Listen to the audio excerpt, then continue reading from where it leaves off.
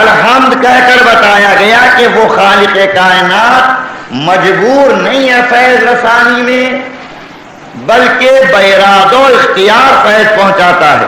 اور ارادے کا مطلب کیا ہے؟ جب چاہے کرے، جب چاہے نہ کرے۔ میں 15 منٹ پہلے بھی آ سکتا تھا مجلس میں، نہیں آیا، 15 منٹ بعد آیا۔ کیوں آیا؟ اس لیے کہ ارادہ ہے میرا، جب میں نے ارادہ کیا تب عمل ظاہر ہوا۔ تو ایک الحمد کہہ دینے سے پورے فلاسفہ کے اس فلسفے کو باطل کر دیا جنہوں نے تخلیق کائنات میں فیض رسانی میں اللہ کو مجبور قرار دیا تھا۔ اور جب اللہ مجبور ہوتا تو میں عرض کروں گا کہ پھر نہ شکریہ کی ضرورت تھی، پھر نہ اس کی مدح و ثنا کی حاجت تھی، اس لیے کہ جو چیز جبری ہو اس میں پھر تعریف رہے گی۔ تو الحمد کہہ کر اس کی صفات کے ارادی اور اختیاری ہونے کی طرف اشارہ فرما دیا، اور ایک الحمد نے کتنا دائرہ پھیلا دیا۔ یہ نہیں کہا گیا کہ اللہ کے لیے تعریفیں ہیں، بلکہ ارشاد ہوا کہ اللہ کے لیے تو ہر تعریف ہے۔ چاہے کسی کی زبان پر کبھی کسی چیز کے لیے کوئی تعریف کا جملہ آئے، حقیقت میں وہ اللہ کی تعریف۔ اب یہ جو کل بیان کر چکا ہوں اس کو دہرا نہیں رہا ہوں، سبق صرف اشارہ۔ کیوں اللہ کی تعریف؟ اس لیے کہ اس کائنات میں جو کچھ ہے وہ سب صانع ازل ہی کی صنعت ہے۔ جب اسی کی صنعت ہے تو جب بھی کسی صنعت کی تعریف کرو تم صانع کی تعریف ہوتی ہے، لہذا جب بھی کسی شے کی تعریف کرو گے تو جو صانع ازل ہے اس کی تعریف ہوگی۔ قرآن کہے گا الحمدللہ، ہر تعریف اللہ کے لیے۔ اب میں آپ کی خدمت میں ایک بات پیش کرنا چاہتا ہوں، میرے دل میں جو شبہ آیا اس کو کیوں نہ عرض کروں۔ میں نے ابھی عرض کیا، کل عرض کر چکا ہوں، اور ابھی بھی میں نے ایجادیں کی، لیکن اللہ کی حمد کیوں؟ اس لیے کہ وہ عقل جس سے ایجاد کی وہ اللہ نے دی، وہ اعضاء و جوارح جس سے کسی شے کو بنایا وہ اللہ کے دیے ہوئے۔ یہ آنکھیں اس نے دی تھی، وہ نہ دیتا تو میں کیسے کسی چیز کو صنعت کو بناتا؟ یہ انگلیاں اس نے دی تھی، اگر انگلیاں نہیں، انگلیوں میں صرف لوچ ہی نہ ہوتا تو میں پھر صنعت کو اپنے ظاہر کیوں کر سکتا؟ تو چونکہ اعضاء و جوارح اللہ کے دیے ہوئے اپنے علم کا مظاہرہ کیا اس زبان سے جو اللہ نے دی۔ اگر زبان ہی نہ ہوتی، نطق کی طاقت ہی نہ ہوتی تو دل میں مطالب گھٹ کر رہ جاتے، میں دوسروں تک کیوں کر پہنچاتا، دوسروں تک کیوں کر اپنے علم کا فیض، میرے علم کا فیض پہنچتا؟ تو معلوم ہوا سب کچھ اللہ کا دیا ہوا، لہذا ہر حمد اللہ کی۔ اب میں یہاں پر ایک بات عرض کر رہا ہوں، میں نے بڑی اچھی باتیں کی، ہدایت کی، نیک راہیں دکھائیں، بہت سے جھوٹے تھے جو اس تقریر کو سن کے انہوں نے توبہ کر لی کہ اب جھوٹ نہیں بولیں گے۔ بہت سے راشی تھے جنہوں نے میری تقریر سن کر، مجھے نہیں معلوم ہے کہ کبھی اثر بھی ہوا تقریر کا یا نہیں، مثالاً کر رہا ہوں، میری تقریر سن کر رشوت سے انہوں نے توبہ کر لی۔ بہت سے بے نمازی تھے، جب میں نے نماز کی فضیلت اور ترک نماز کا عذاب بتایا تو وہ نماز کے پابند بن گئے۔ میں نے اپنی زبان سے بہتوں کو فائدہ پہنچایا۔ نہ معلوم کتنے تھے جو پھسل رہے تھے اور میں نے ہاتھ بڑھا کر سنبھال لیا۔ یہ سب اللہ کا فیض تھا، نہ زبان دیتا، نہ ہاتھ دیتا، نہ میں دوسروں کا سہارا بنتا۔ لہذا جب میری تعریف کی تو اصل میں اللہ کی تعریف ہوئی۔ لیکن اب ایک بات عرض کروں، اسی زبان سے جس سے میں نے ہدایت کی اسی سے تو گمراہ بھی کیا۔ ارے غلط باتیں بھی تو اسی سے بتائیں، اور بعض اوقات ایسا سمجھا دیا جاتا ہے غلط باتوں کو کہ بیچارے سیدھے سادھے لوگ سمجھتے ہیں کہ صاحب یہی بات ٹھیک ہے. سمجھا دیا گیا کہ اب کیا ضرورت ہے تمہیں نماز پڑھنے کی، مجلس میں تو آ ہی گئے، اب کیا ضرورت ہے؟ اس لیے کہ وہ تو بخشش کا تمہارے سہارا ہی بن گیا، وعدہ ہی ہے کہ جس نے آنکھوں سے آنسو بہا لیے وجب الجنہ، اب میرے لیے جنت واجب ہی ہو گئی، تو اب دوسرے اعمال کی ضرورت کیا؟ مگر دوسرا پہلو نہیں بیان کیا کہ اگر خالی رونے لینا ہی جنت واجب کر دیتا، معاذ اللہ کہہ رہا ہوں توبہ کر کے، تو حرملہ بھی تو رویا تھا، تو پھر یزید بھی تو رو رہا تھا، راتوں کو رو رہا تھا، مالی ولی حسین، میرا حسین نے کیا قصور کیا تھا جو میں نے شہید کر دیا؟ کیا دشمنان اہل بیت نہیں روئے؟ تو سب پر جنت واجب. تو یہیں سے معلوم ہوا کہ جنت یقیناً رونے سے واجب ہوتی ہے، لیکن معرفت کے ساتھ رونا، حسین کی عظمت پہچان کر رونا. یہ آنسو ویسے نہ ہو کہ جیسے سینما میں سنا ہے لوگ رو لیتے ہیں، یا جیسے ناظر کوئی پڑھتے ہیں اور اس میں رو لیتے ہیں، بلکہ یہ آنسو وہ جو محبت کے سہارے نکل رہے ہیں. اور جب آنسو معرفت اور محبت کے ساتھ نکلیں گے تو کردار حسینی پیش نظر رہے گا، عمل کی کوشش بھی ہوگی.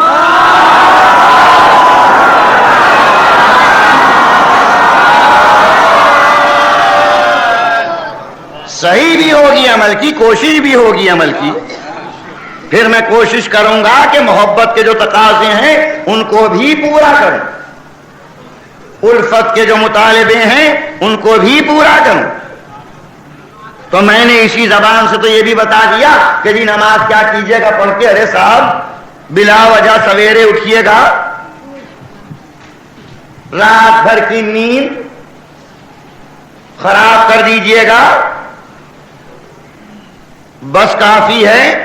اور مہینے تو یہ بتایا کہ اگر تم محبت اہل بیت رکھتے ہو تو کسی عمل کی ضرورت نہیں. میں کیا عرض کروں، میری ذمہ داری ہے اس لیے عرض کر رہا ہوں. نہ کسی پر میں چوٹ کرتا ہوں، نہ کسی کی مخالفت کرتا ہوں. میری سیدھی سادھی مجلسیں ہوتی ہیں، لیکن جو ذمہ داری ہے اس کو ادا کرنا لازم ہے. محبت کے کچھ تقاضے ہوتے ہیں، اگر ان محبت کے تقاضوں کو نہ پورا کرو تو دعویٰ محبت سچا نہیں سمجھا جاتا. اللہ نے بھی معیار محبت یہی بتایا ہے، ان کنتم تحبون اللہ فاتبعونی. اگر اللہ سے محبت ہے تو نبی کی پیروی کرو.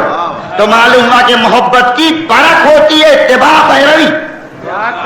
اگر اتباع و پیروی نہ ہو تو محبت کا دعویٰ پرکھ کے اوپر، معیار کے اوپر پورا نہیں اترتا. اور ان لوگوں کی جو منبر پر آتے ہیں بڑی ذمہ داری ہے. یہ منبر غلط استعمال کی جگہ نہیں ہے. یہ منبر وہ ہے کہ جس کے حقدار تھے محمد و آل محمد، دوسروں نے چھین لیا تھا، حق نہ رکھتے تھے. لہذا یہاں جن لوگوں کو آنا ہے ان کو آل محمد کی تبلیغ کرنا ہے، آل محمد کے مقصد کی. ان کو منحرف نہ کرنا چاہیے مقصد آل محمد سے. اس منبر کی ذمہ داری سمجھ کر بیٹھنا چاہیے کہ ہم کس جگہ بیٹھے ہیں. کبھی کبھی یہ کہہ دیا جاتا ہے کہ صاحب ہم منبر پر جس پر بیٹھے دو منبر ہیں، ایک منبر ہے مسجد کا اور ایک ممبر ہے غدیر کا.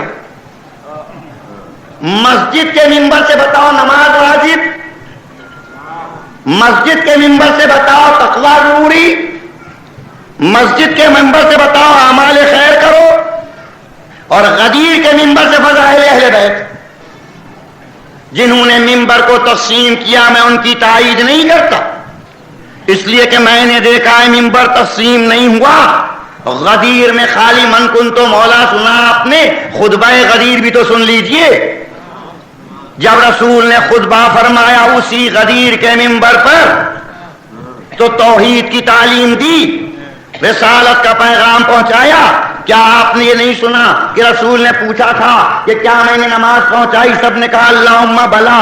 کیا میں نے روزہ پہنچایا؟ سب نے کہا اللہم بلا.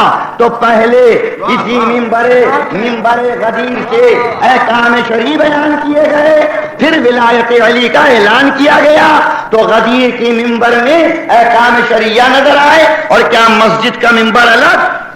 تو وہ مسجد کا منبر نہیں تھا جس سے فضائل حسین بیان کیے گئے تھے، وہ مسجد ہی کا منبر تو تھا جس سے اتر کر حسین کو گود میں لے کر پھر منبر پر وہ مسجد ہی کا ممبر تو تھا جس سے کہہ رہے تھے ھذا حسین فارفو، یہ حسین ہے اس کو پہچان لو. یہ مسجد ہی کا ممبر تو تھا جس سے کہہ رہے تھے کہ احب اللہ من احب حسینا ابغض اللہ من ابغض حسینا. تو یہ نہ کہیے کہ مسجد کا ممبر الگ، غدیر کا ممبر الگ، بلکہ ممبر ہے رسول اور آل رسول کا ہے. مقصد رسول اور آل رسول نشر ہونا چاہیے.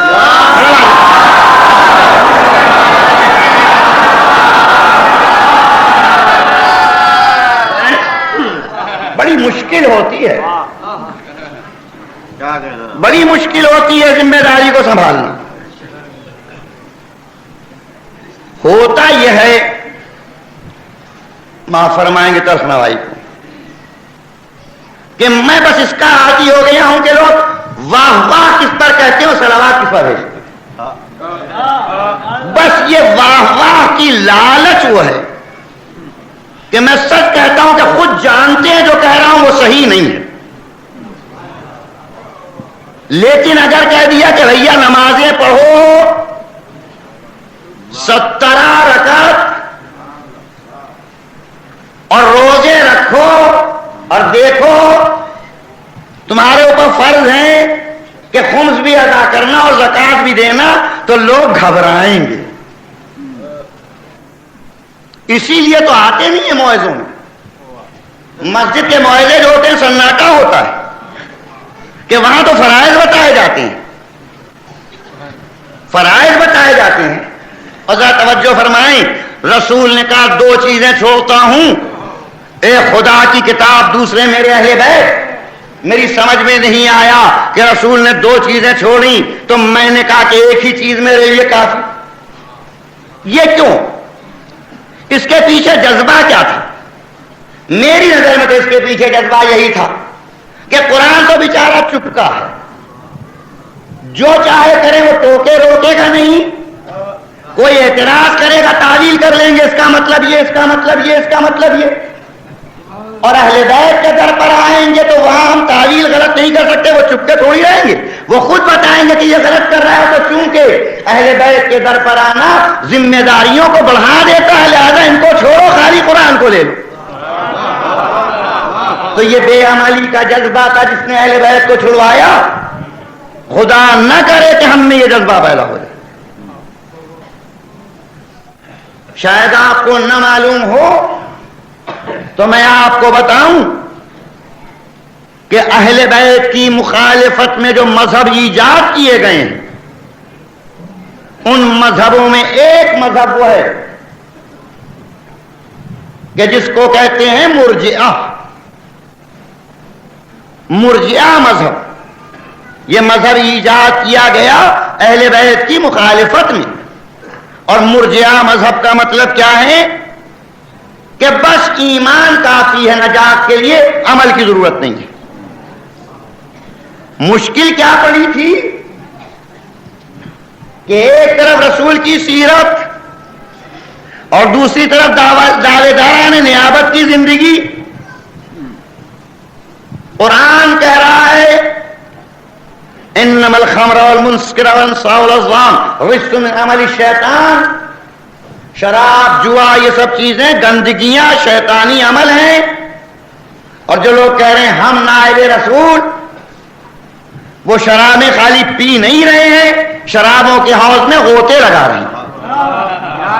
یہ میں مثالیں نہیں کہہ رہا ہوں. میں ایک مرتبہ یہاں عرض بھی کر چکا ہوں، شاید سال گزشتہ 13 سال، کہ مسلمانوں نے انگریزی کا لفظ استعمال نہ کروں مگر کیا کروں، کوئی مل نہیں رہا ہے. مسلمانوں نے ہر چیز میں ہر قوم کا ریکارڈ توڑ دیا ہے. اگر وہ تقوی اور پرہیزگاری اور علم میں بڑھے تو اتنا اونچے کہ جواب نہیں ملا. مگر صرف یہی نہیں، حضور شراب پینے میں بھی ریکارڈ ہے. 1-2 جام تم پیو، 1-2 بوتلیں تم ختم کر دو، مگر ہم جب آئیں گے شراب پینے پر تو حوض تھا شراب کا، اور جب منہ لگا کے پیتے تھے تو حوض کے کنارے خالی ہو جاتے تھے. اب کتنی بوتلیں رہ جاتے ہوں گے ایک منہ میں. تم نے کپڑے پہنے، ہمارے یہاں بیگمات کے کپڑے مشہور ہیں کہ پہلے بیگمات کے کپڑے ایسے ہوتے تھے کہ پینچے اٹھا کر پیچھے کنیزیں چلتی تھی، اور جب آگے بڑھے ہم تو ہشام صاحب جو جبہ پہنتے تھے وہ اتنا ہوتا تھا کہ خود ایک اونٹ پر ہوتے تھے، دوسرے اونٹ پر جبے کا دامن رکھے ہوتے تھے. کھانا کھانے پر آئے تو اتنا کہ آئے کوئی مقابلہ کر لے. سنا اخبارات میں میں نے دیکھا فلاں صاحب 20 انڈے ایک وقت میں کھاتے ہیں اور 1.25 سیر گوشت کی یخنی پیتے ہیں اور نلم اتنا وہ چاول کھا جاتے ہیں بس. لیکن جب مسلمانوں نے کھانے کا ریکارڈ قائم کیا تو کتنا، خالی ناشتے کے لیے سلیمان صاحب بیٹھے نہا کے نکلے تھے، ابھی کھانا نہیں تھا، ذرا بھوک لگی تھی کچھ لے آؤ. 80 مرغیاں صرف پٹپٹا کے دی جاتی تھی اور ختم ہو جاتی تھی. اور جب دسترخوان پر بیٹھے ہیں تو ذرا سی غذا میں کمی نہیں آئی، جتنا کھاتے تھے اتنا ہی کھایا. دن بھر کھانے کے بعد 2 طرف 2 تشت رکھ دیے جاتے تھے جن میں حلوہ بھرا رہتا تھا. رات کو جب اٹھتے تھے کچھ ادھر سے اور کچھ ادھر سے، اور صبح کو دونوں تشت خالی ہوتے تھے. دعوت ہے تمام قوموں کو، ہے کوئی لے آئے اتنا بڑا کھانے والا. تو معلوم ہے مسلمانوں نے ہر چیز میں ریکارڈ قائم کیا ہے، اچھائیوں میں بھی اور برائیوں میں بھی. نہ ان کے مقابلے میں. اچھا اب یہ سب ہے، جوا ہے، شراب ہے، بد اخلاقی ہے، بد کرداری ہے، بے عملی ہے، اور ہے دعویٰ کہ ہم ہیں نائب رسول، تخت رسالت. اب ہو کیسے صاحب یہ اور رسول؟ لہذا حدیثیں بنائی گئی کہ بس ایمان کافی ہے، عمل کی ضرورت ہی نہیں. بے نمازی ہوئے تو کیا، بے روزے دار ہوئے تو کیا، دوسروں کے حق غصب کیے تو کیا، مومن تو ہیں، اللہ کو تو مانتے ہیں، رسول کا کلمہ تو پڑھتے ہیں، لہذا ہم سوائے جنت کے کہیں جائیں گے نہیں. من قال لا الہ الا اللہ دخل الجنہ، جس نے لا الہ الا اللہ کہا وہ جنت میں داخل ہوا. اور صرف یہی نہیں، چاہے اس نے شراب پی ہو، چاہے اس نے جوا کھیلا ہو، چاہے وہ خطاکار ہو، جنت میں جائے گا. یہ تھا فرقہ مرجیہ کہ جو کہتا تھا خالی ایمان کافی، عمل کی ضرورت نہیں. یہ دشمنی اہل بیت میں فرقہ گڑھا گیا تھا. میں کہتا ہوں دوستداران اہل بیت، تمہاری طرف سے کوئی بات ایسی نہ ہونا چاہیے کہ جس سے اس فرقے کی تائید ہو جائے جو اہل بیت کی دشمنی میں مشہور و معروف تھا. تو خیر میں عرض یہ کر رہا تھا کہ اسی زبان سے تو میں نے سب وہ بھی تو کہا کہ جس سے لوگ غلط راہ میں پڑ گئے. جس ہاتھ سے میں نے سہارا دیا اسی ہاتھ سے میں نے تماچا بھی تو یتیم کے مارا. جس پیر سے میں گیا تعلیم دین حاصل کرنے کے لیے اسی پیر سے تو چوری کرنے بھی گیا. جس عقل سے میں نے احکام الہیہ کا استنباط کیا اسی عقل سے وہ مکاریاں بھی کی. تو جب سب کچھ اللہ کا دیا ہوا ہے اور اس سے اچھے کام کیے تو اللہ کی تعریف، نہ وہ دیتا نہ ہم کرتے. تو اب اس کا الٹا کیا ہوا کہ اب جب برائیاں میں نے کی تو انہی اعضاء و جوارح سے تو کی جو اللہ نے دیے تھے. معاذ اللہ صرف سمجھانے کے لیے عرض کر رہا ہوں, میری زبان جل جائے تو اب چوری کی تو تم اپنے کو نہ کہو, ادھر نسبت دے دو. جھوٹ بولے تو ہم کو کیوں برا کہہ رہے ہیں, ادھر کہہ دیجئے. جو کچھ کیجئے الزام اس پر آ جائے, نہ وہ دیتا نہ ہم کرتے. تو کیا یہ درست ہے؟ تو اگر یہ درست نہیں تو وہ بھی درست نہیں. اگر مذمت میری ہے تو تعریف بھی میری. مگر میں مثال سے ایک مطلب واضح کروں. آج کل ہر طرف چوری اور ڈاکے کے زور ہیں. میں دیہات اور گاؤں میں رہتا ہوں, 2-4 ڈاکے پڑ چکے تھے. زمیندار تھا کبھی, اب بھی میرے پاس تھوڑا بہت پیسہ ہے. میں شہر میں آیا, میں نے درخواست دی صاحب یہ حالات ہیں لہذا مجھے لائسنس دے دیا جائے بندوق کا. ڈی ایم صاحب نے کہا کئی وارداتیں ہو چکی, ان کی حفاظت کی ضرورت, لائسنس دے دیا. اب لائسنس لے کے چلا اور میں نے لکھنؤ میں ڈھونڈنا شروع کیا کہ بندوق کہاں بہت اچھی ملے گی, اور فلاں جگہ معلوم ہوا ان کے پاس بہت اچھی بندوق ہے, اور وہ میں نے لے لی. اور اب جس نے دیکھا بندوق کی تعریف کی, صاحب یہ تو ملتی نہیں ہے آج کل. ارے صاحب یہ تو جرمنی کی معلوم امریکہ ہی کہا کہ فلاں کمپنی کی بنی ہوئی ہے, اس کا تو جواب ہی نہیں. دیکھیں نشانہ بھی بہت اچھا ہے, اس کا مار بھی بہت ہے, بڑی تعریفیں بندوق کی. اور میں وہ بندوق لے کر آیا اور جھگڑا ہو گیا محلے مجھ سے کسی اور سے, اور اب غصے میں بھرا ہوا اندر گیا, خود تو بھرا ہی بتا, بندوق بھر کے لے کر آیا اور فائر کر دیا. وہ بیچارہ گر گیا. مقدمہ ہوا, پکڑا گیا, مقدمہ ہوا. میں نے کہا صاحب آپ مجھ پر کیوں الزام دیتے ہیں؟ پہلے تو ڈی ایم صاحب کو پکڑیے, نہ وہ لائسنس مجھے دیتے نہ میں بندوق خرید سکتا. اور پھر دکاندار کو جا کر پکڑیے, نہ وہ بیچتا نہ میرے پاس بندوق آتی. اور پھر اس کمپنی کو دیکھے جس نے بنائی, نہ وہ بناتا نہ بکتی, نہ میں خریدتا نہ کسی کو مارتا قتل کرتا. تو سب کو لے آ کر سب کو سزا دیجیے, میں تو بیچارہ مجبور ہوں. تعریف ہوئی تھی بندوق کی, بڑی اچھی کمپنی ہے, کیسی عمدہ بنائی. جرم ہوا تو اب کوئی نہیں پکڑا جاتا, اکیلا میں پکڑا جا رہا ہوں. کیوں؟ اگر ڈی ایم صاحب نے لائسنس اس لیے دیا ہوتا کہ اس سے کسی کو قتل کر دوں بلا خطا, اگر دکاندار نے اس لیے بیچی ہوتی کہ لے جا کر اس کا غلط استعمال کروں, تو وہ بھی میرے ساتھ جرم میں شریک ہو جاتے. مگر انہوں نے دی تھی صحیح مقصد حفاظت کے لیے. میں نے غلط استعمال کیا, استعمال کرنے والا غلط مجرم ہے, استعمال کو صحیح استعمال کے لیے دینے والا مجرم نہیں. اگر زبان اللہ نے جھوٹ کے لیے دی ہوتی, اگر ہاتھ ظلم کے لیے دیا ہوتا, اگر پیر غلط راہ میں بڑھنے کے لیے دیے ہوتے تو الزام اس پر آتا. جب اس نے یہ سب کچھ دیا نیک استعمال کے لیے, میں نے غلط استعمال کیا, مجرم میں ہوں, مدح اس کی ہے.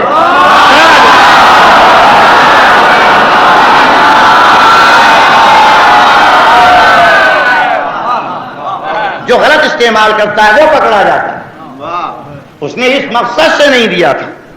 اور شاید آپ کہیں کہ ہمیں کیا معلوم کہ غلط استعمال کیا تھا اور صحیح استعمال کیا تھا. ہمیں کیا پتا کہ آنکھیں اس نے کس استعمال کے لیے دی تھی, ہمیں کیا پتا کہ زبان اس نے کس استعمال کے لیے دی تھی. قدرت نے اتمام حجت کے لیے کہا یہ نہ کہنا کہ ہمیں پتا نہیں.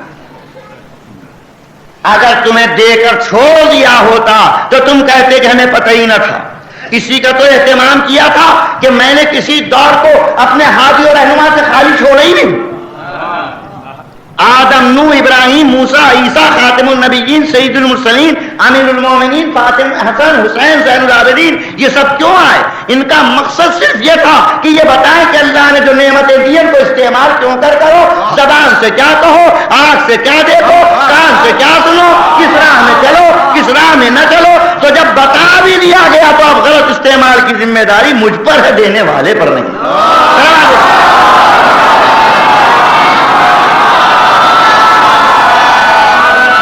اور باواز بلند صلوات دے دیا۔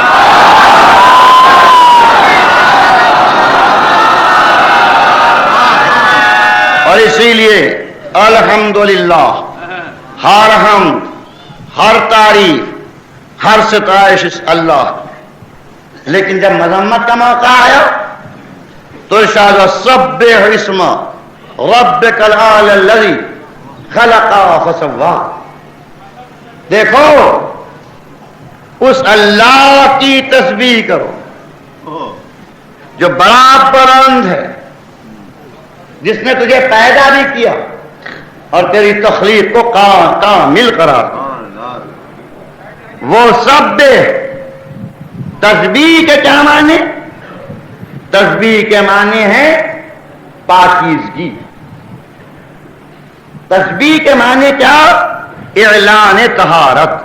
سبح اسم، اللہ کے نام کی تسبیح کرو، یعنی اللہ کی طرف کسی غلط نام کی نسبت نہ کرو۔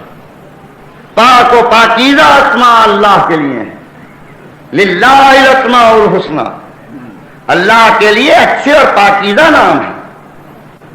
تو معلوم ہوا سبح، ہر جگہ یہ سبح للہ ہے، ما فی السماوات، اللہ کی تسبیح کرتی ہیں، اللہ کی تقدیس کرتی ہیں تمام وہ چیزیں جو آسمان و زمین میں ہیں، اس کی پاکیزگی کا اعلان کر رہی ہیں، بتا رہی ہیں کہ ہر عیب سے اس کی ذات بری ہے، ہر نقص سے وہ بلند ہے۔ سبح اسم مختلف آیتوں میں یہ سبح للہ سورہ جمعہ اللہ کی تسبیح و تقدیس کرتی ہیں تمام وہ چیزیں جو زمین و آسمان میں ہیں۔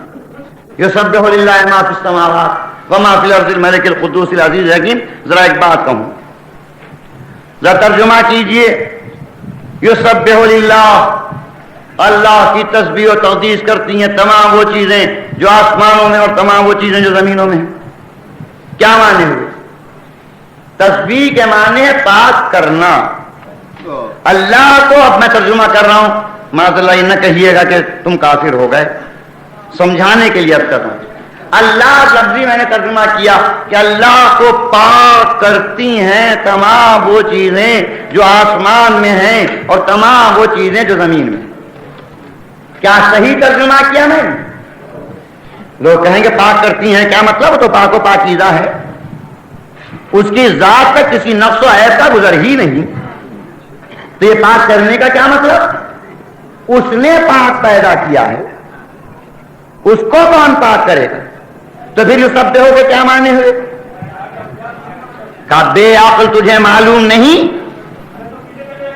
ارے جو چیز پاک نہیں ہوتی وہ پاک کی جاتی ہے، اور جو پاک ہوتی ہے اور اس کے لیے کہا جائے تسبیح کا لفظ یا تطہیر، تو وہاں پاک کرنا مراد نہیں ہے، وہاں مراد ہے اعلان اور اظہار۔ تو تسبیح اللہ کی کرتی ہیں سب چیزیں، کیا مطلب؟ کہ اللہ کی طہارت و پاکیزگی کا اعلان و اقرار کرتی ہیں۔ میں کہوں گا یاد رکھیے، کون؟ تسبیح۔ کون؟ باب تفعیل، باب تفعیل ہی سے مصدر ہے تسبیح، اور آپ نے ترجمہ یہ نہیں کیا پاک کرتی ہیں، ترجمہ کیا اقرار و اعلان کرتی ہے ہر وہ چیز جو زمین و آسمان میں اللہ کی طہارت کا۔ کیوں؟ اس لیے کہ وہ پاک ہے، لہذا پاک کرنے کا کوئی سوال نہیں۔ میں کہوں اب سمجھ گیا؟ تو جس بات سے تسبیح اسی بات سے تطہیر، جس طرح ہے یسبحو اسی طرح یطہرو۔ جب ایک ہی بات سے تو ایک ہی مطلب کہیے گا۔ اب جب آئے تطہیر اتر کر کہے انما یرید اللہ لیذھب عنکم الرجس اہل البیت ویطہرکم تطہیرا، تو یہ نہ کہیے گا کہ اللہ پاک کرتا ہے، اس کے معنی یہ ہے کہ پہلے نجس سے آئے تطہیر کے بعد پاک ہوئے نہیں۔ پہلے جس طرح تسبیح کے معنی کہ اگر اللہ نجس ہوتا تو تسبیح کے معنی ہوتے پاک کرنا، وہ پاک ہے، اس کا مطلب ہے اعلان طہارت۔ تو آیہ تطہیر پاک کرنے کے لیے نہیں اتری، آیہ تطہیر اعلان کرنے کے لیے اتری ہے کہ یہ پاک ہے،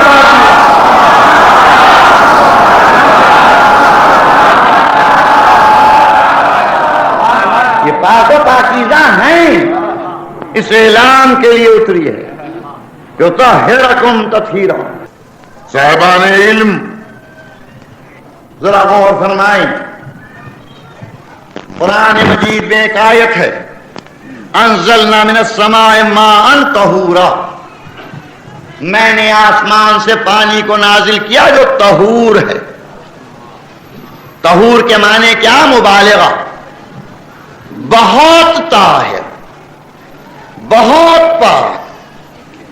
یہ اختلاف جو ہے یہ امام شافعی اور امام فخر الدین امام ابو حنیفہ میں ہے۔ امام شافعی امام ابو حنیفہ نے کہا کہ بھئی یہ طہورہ مبالغہ ہے، بہت طاہر۔ تو یہ بہت طاہر کے کیا معنی؟ اس لیے کہ یا چیز پاک ہوگی یا نجس۔ اگر نجس ہے تو بالکل نجس، اور پاک ہے تو بالکل پاک۔ یہ بہت پاک کیا ہوتا ہے؟ تو امام شافعی نے اس کا مطلب بتایا، ان کا کہ یہاں پر طہور طاہر کے معنوں میں ہے، یعنی بہت پاک کا کوئی مطلب نہیں ہے، بلکہ یہ مطلب ہے کہ پاک ہے، آسمان سے وہ پانی نازل کیا جو پاک ہے۔ تو امام ابو حنیفہ نے کہا کہ یہاں پر طہور طاہر کے معنوں میں یعنی پاک۔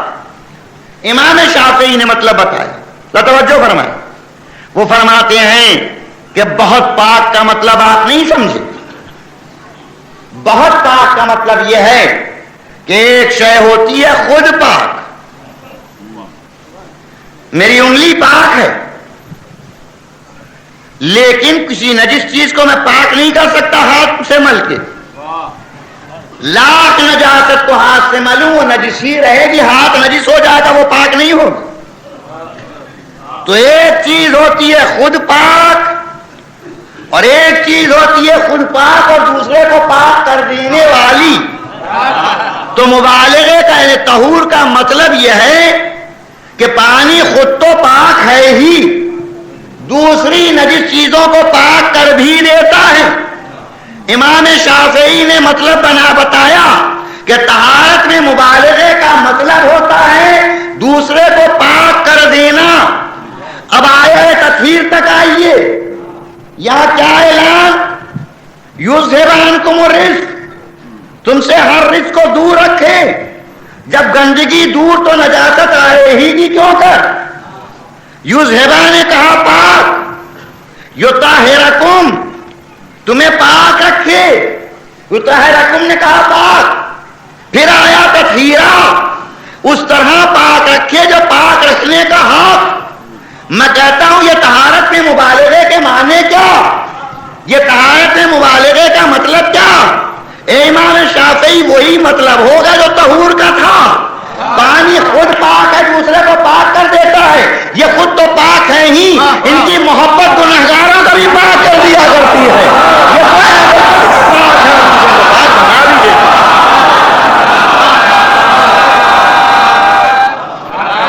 یہ خود ہی پاک نہیں ہے بلکہ دوسروں کو پاک کر دیا بھی کرتے ہیں۔ ایسے پاک جو دوسروں کو پاک کر دے۔ اور ذرا غور فرمائیں، ایک پانی ہوتا ہے قلیل اور ایک پانی ہوتا ہے کثیر۔ لوٹے میں پانی ہے، میں نے اپنے ہاتھ پر پانی ڈالا پاک ہو گیا، وہی لوٹے کا پانی ہاتھ پر ڈالا پاک ہو گیا، لیکن فرق کچھ نہیں ہوا۔ اب میں نے خود ہاتھ لوٹے میں ڈال دیا، اسی لوٹے میں اب ہاتھ ڈالا، کیا ہوا؟ پانی بھی نجس۔ یعنی کچھ پاک ایسے ہوتے ہیں جو نجاست سے الگ رہتے ہوئے دوسرے کو پاک کرنا چاہے پاک کر دیں گے، لیکن نجاست ان میں بھی اثر کر سکتی ہے۔ تو کردار پاک رکھنے والے کبھی کبھی نجس بھی ہو جایا کرتے ہیں. ایک ہے طہارت قلیل، وہ نجاست قبول کر لیتی ہے، اور ایک ہے طہارت کثیر. حوض ہے، اب حوض میں وہی میں نے ہاتھ ڈالا، 10 مرتبہ بھی نجس ہاتھ ڈالوں حوض نجس نہیں ہوگا. کیوں؟ اس لیے کہ آب کثیر ہے. لیکن کبھی یہ مثالیں دے رہا ہوں، صرف حقیقت پر حمل نہ کیجیے گا، مثال اور ہے حقیقت اور ہے، مثال سمجھانے کے لیے ہوتی ہے. لیکن کبھی نجاست اتنی گری کہ تھوڑا سا رنگ متغیر ہو گیا، تو جتنا رنگ متغیر ہے اس حد تک نجس. لیکن تھوڑی دیر کے بعد پانی کے تھپیڑے پڑے، پورے پانی میں مل گئی نجاست، اب پاک ہے. کثیر، لیکن ایک دھبا پڑ سکتا ہے جو خود ہی دور ہو جائے گا جب پانی مل جائے. لیکن یہ میں جو بارش برس رہی ہے اس حد تک ذرا سا رنگ متغیر ہو گیا تھا، لیکن یہ جو باران رحمت برس رہا ہے نجاست پر پڑ کے بھی چھینٹ آپ پر پڑے تو جب تک برس رہا ہے پانی ہر حال میں پاک. اب یہ نجس نہیں ہو سکتا برسنے والا پانی، تو ادھر سے جو پانی طاہر نازل ہوتا ہے وہ کسی حال میں نجس نہیں ہوا کرتا. میں کہوں گا اسی لیے کہا میں پاک کرنا چاہتا ہوں، تاکہ یہ وہ نجاست، یہ وہ طہارت ہے جس میں نجاست آ ہی نہیں سکتی جہاں نجاست نہیں. وہ بلند عصمت کہ جہاں انبیاء تک اور ملائکہ تک ترک اولا آ گیا، لیکن یہاں اہل بیت کی عصمت اتنی بلند کہ جہاں ترک اولا کا بھی امکان نہیں، جہاں ترک اولا کی بھی گنجائش نہیں. آدم کو توبہ کی ضرورت پڑے گی، ترک اولا ہو گیا. نوح سے کہا جائے گا کہ یہ کیا، ارے یہ کیا کہہ رہے ہو،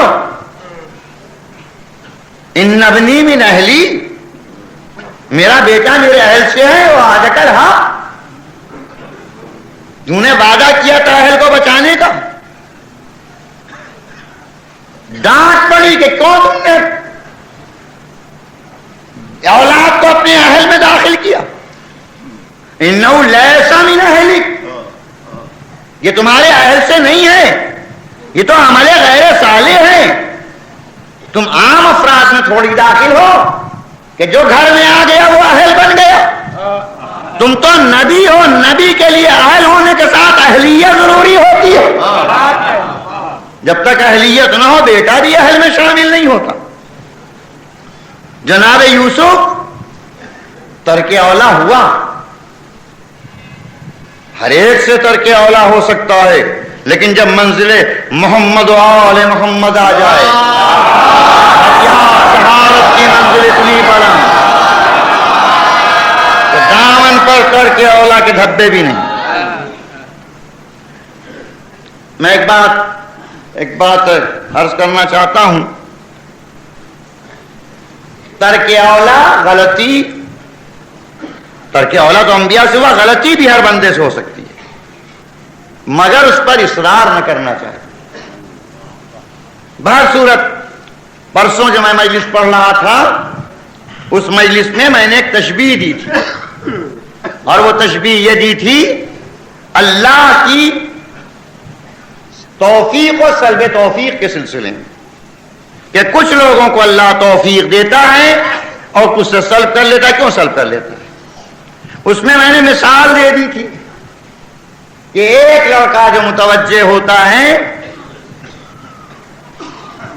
پڑھنے کی طرح، ماں باپ بھی پوری توجہ کرتے ہیں، ہر سہولت مہیا کرتے ہیں، اور جو توجہ نہیں کرتا ہے تو آخر میں اس سے قطع تعلق کر لیتے ہیں، اس سے نگاہ پہ اب اس کی کوشش نہیں کرتے کہ وہ پڑھے.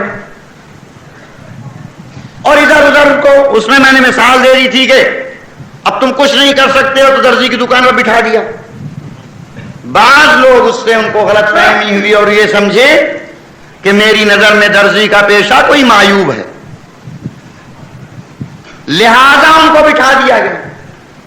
میرا یہ مرتب ہرگز نہ تھا. میں تو ہمیشہ اس عشرے میں ایک دن یہ بتایا کرتا ہوں اور قوم کے سامنے یہ کہا کرتا ہوں کہ اللہ کی نظر میں سب سے زیادہ ہے کاہلی ہے. پیشہ کوئی معیوب نہیں. محنت و مزدوری کر کے کمانا، اپنی قد یمین سے کمانا اللہ کو بہت پسند ہے. یہاں تک ارشاد القاسب و حبیب اللہ، محنت کر کے کمانے والا اللہ کو محبوب ہے. اور خاص طور پر میں خیاطت کے لیے کہتا ہوں کہ معاذ اللہ اگر یہ کوئی برا پیشہ ہوتا تو کبھی ملک آ کر یہ نہ کہتا کہ میں خیاط ہوں. اس کا اپنے کو خیاط کہنا دلیل ہے کہ یہ پسندیدہ پیشہ تھا اللہ کا. صرف مثال اس کی تھی کہ اگر نہ پڑھ سکا تو اس سے سلب کر لیا جاتا ہے اس سامان کو، اس آسانی کو جو پڑھنے والے بچے کے لیے مہیا کی جاتی ہے. لیکن اگر انداز تخاطب میں کچھ ایسے جملے آئے ہوں جو کسی کے لیے تکلیف دہ ہوں تو میں خدا سے پناہ مانگتا ہوں کہ میرے جملے سے کسی مومن کو تکلیف پہنچے، میرے جملے سے کسی مومن کا دل ٹوٹے. اس لیے کہ مومن کا دل کعبے کی جگہ پر ہے. کسی مومن کا دل توڑنا، کسی کو تکلیف پہنچانا، اگر روایات میں یہ ہے کہ افضل الاعمال بعد الصلاۃ ادخال السرور سرور فی قلب المومن، تمام اعمال میں سب سے افضل بات یہ ہے نماز کے بعد کہ کسی مومن کا دل خوش کر دو. تو اگر دل خوش کرنا مومن کا اتنی بڑی عبادت ہے تو کسی مومن کے دل کو صدمہ پہنچانا اور اس کو تکلیف دینا اتنی ہی بڑی معصیت بھی ہوگی. لہذا اگر کسی کو صدمہ پہنچا ہے تو میں عرض کرنا چاہتا ہوں کہ میرے ارادے کو دخل بالکل نہ تھا. اور اگر انداز بیان کی بنا پر صدمہ پہنچا ہو تو میں اللہ سے معذرت کرتا ہوں اور ان مومن سے معذرت کرتا ہوں جن کے دل کو صدمہ پہنچ گیا. صلوات دے جناب محمد.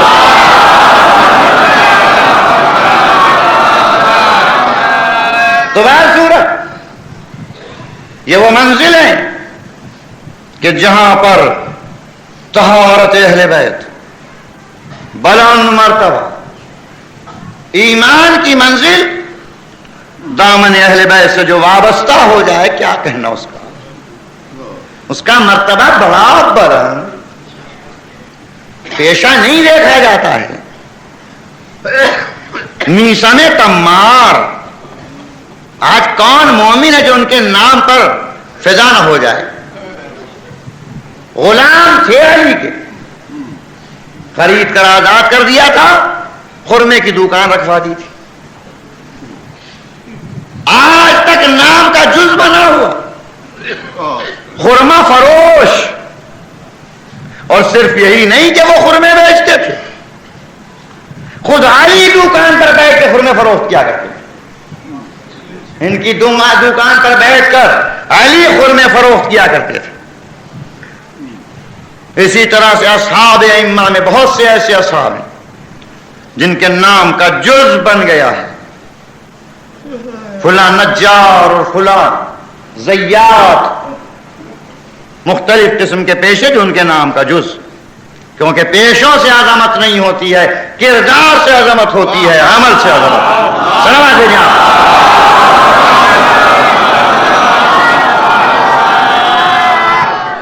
آؤ در اہل بیت سے وابستہ ہو جاؤ، پھر تمہاری منزل کیا کہنا. عرب میں سب سے زیادہ ذلیل سمجھا جاتا تھا حبشی غلام کو، لیکن اسلام نے اتنا بلند کیا کہ آج تک بلال حبشی، حبش کے غلام مگر مؤذن رسول. اور آئیے اور دیکھیے اہل بیت نے کیوں کر بلند. وہ غلام ہی ہے قمبر کہ جن کو علی اپنے فرزند کی طرح سمجھ رہے. سنا ہوگا آپ نے کہ 2 کپڑے خریدے، ایک 7 درہم کا اور ایک 5 درہم کا، یا ایک 5 درہم کا اور ایک 3 درہم کا، اور جو کم قیمت تھا وہ خود لے لیا، جو زیادہ قیمتی تھا وہ قمبر کو دیا. اور قمبر نے ہاتھ جوڑ کے کہا آقا یہ زیادہ قیمتی آپ کو زیب دیتا ہے. اور اب کہتے علی کہ نہیں، اسلام چونکہ غلامی کو خیال کو دور کرنا چاہتا ہے، غلامی کی جو ذلت ہے اس کو الگ کرنا چاہتا ہے، اس لیے میں چاہتا ہوں کہ تم اچھا کپڑا پہنو.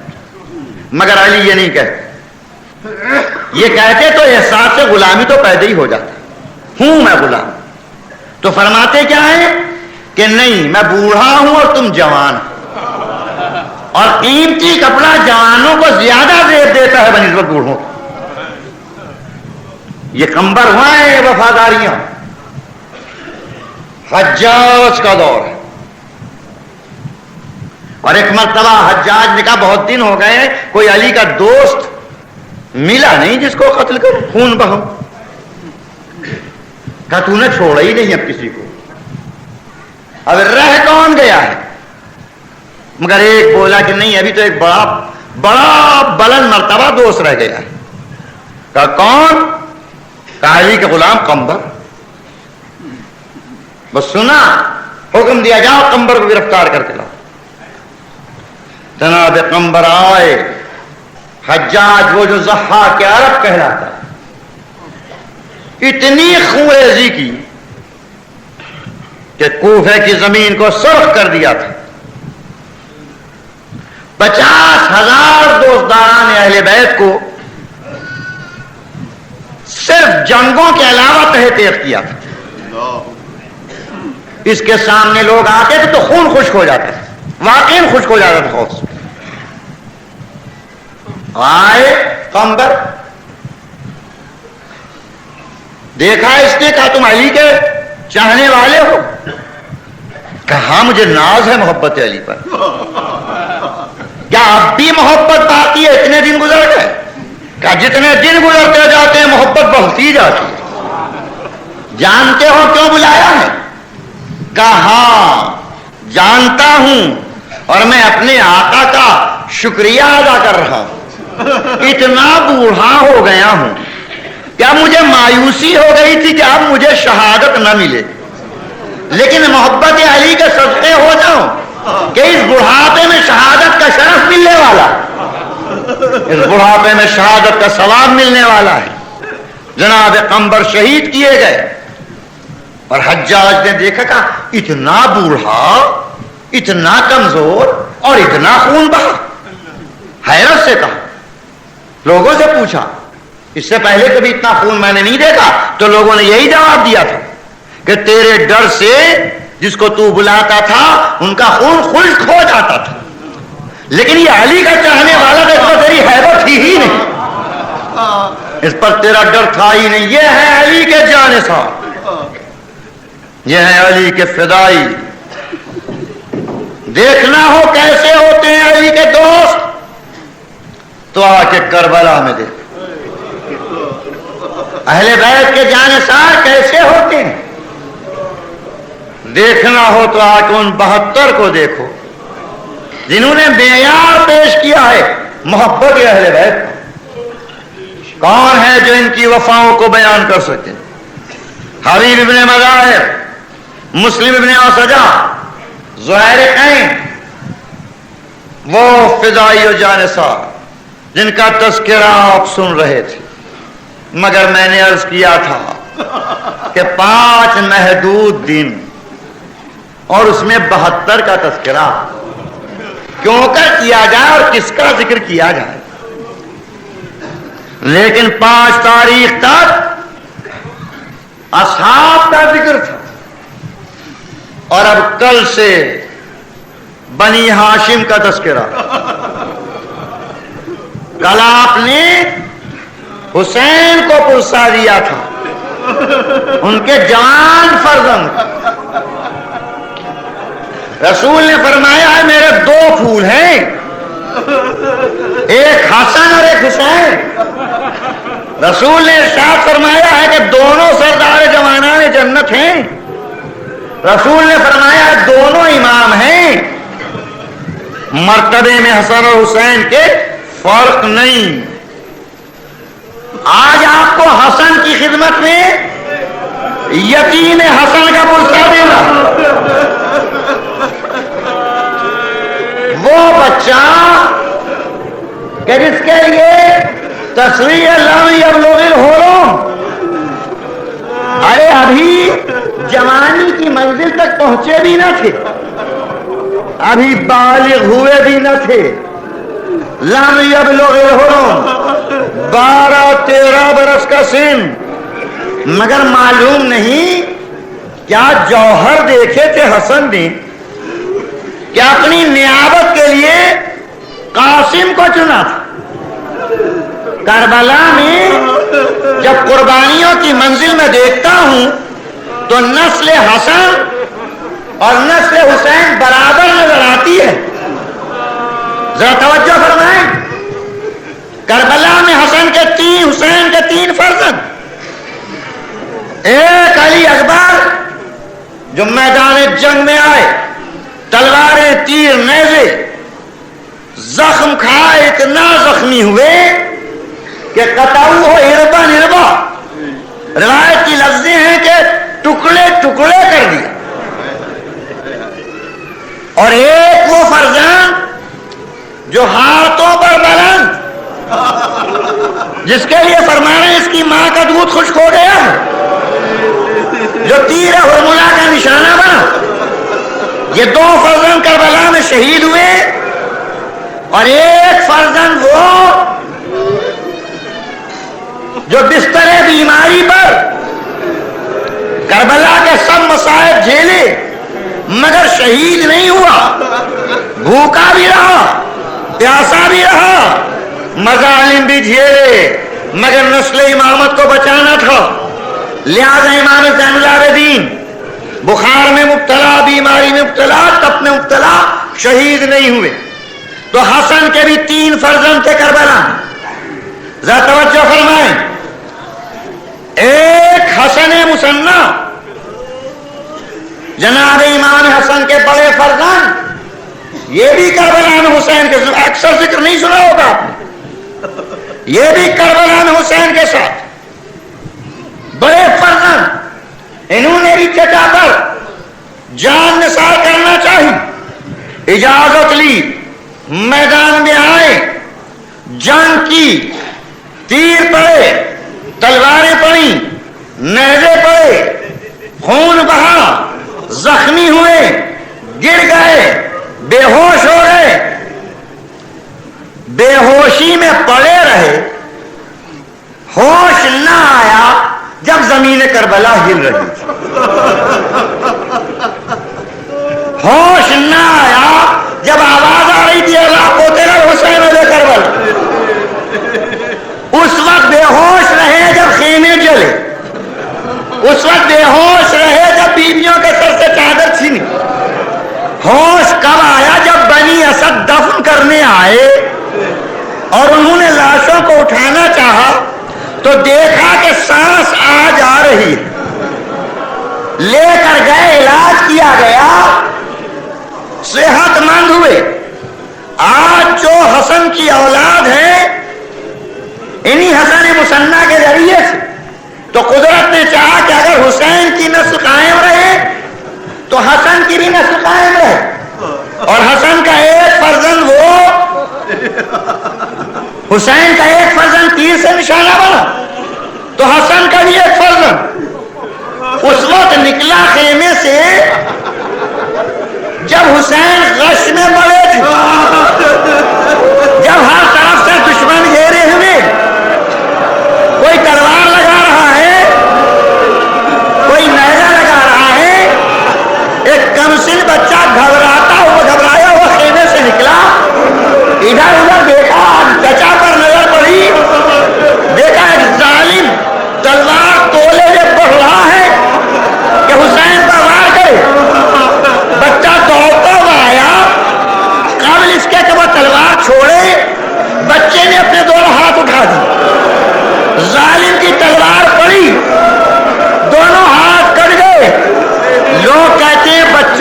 محسن تھا، جانتا نہ تھا کہ تلوار کا وار ہاتھ پر نہیں رک سکتا.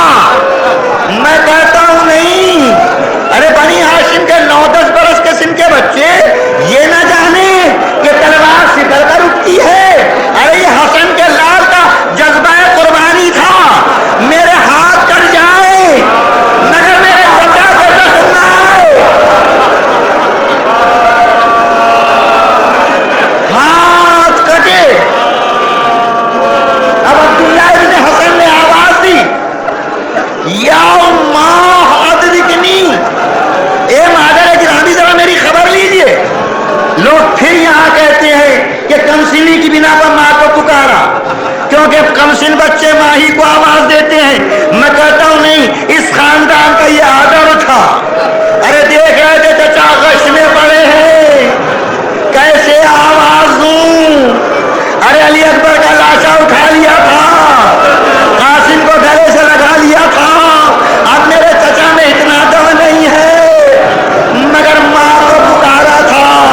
آواز حسین کے کان میں گئی. حسین نے آنکھیں کھولی، دونوں ہاتھ بلند کیے، بچے کو گلے سے لگایا.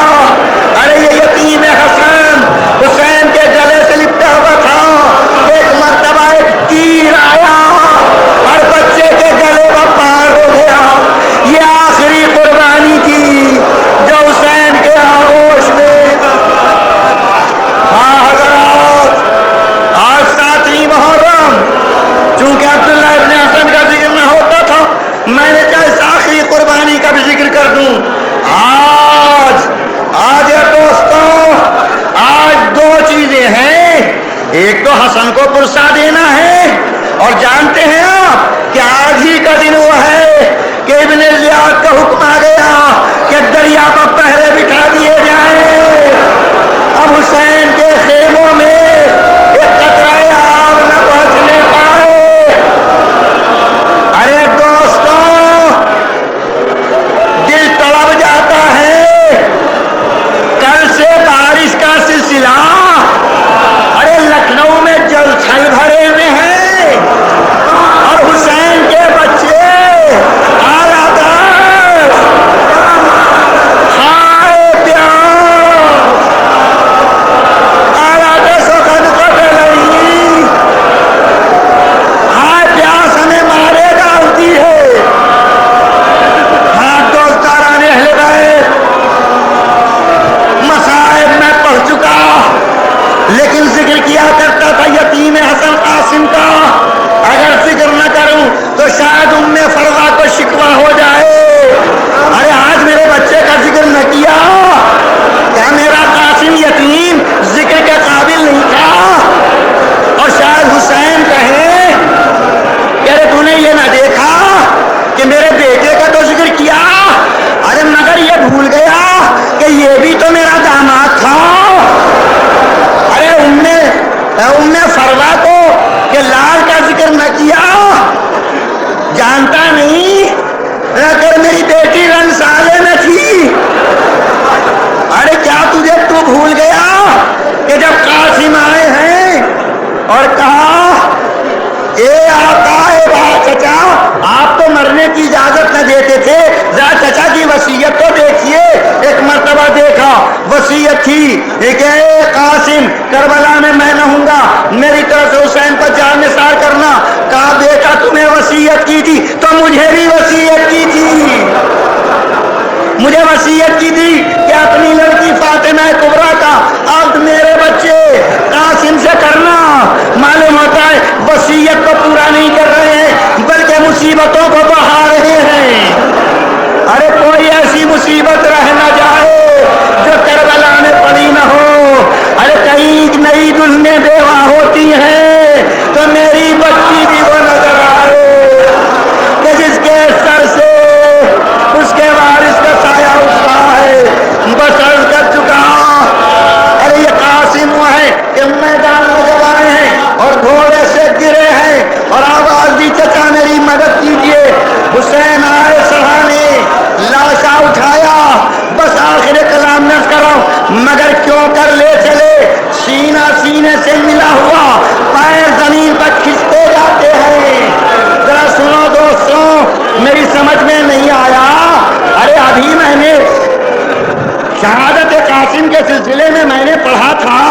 کہ جب گھوڑے پر سوار کرنے کا موقع آیا تو بچہ اتنا کمسن تھا کہ حسین نے گود میں لے کر بٹھایا تھا.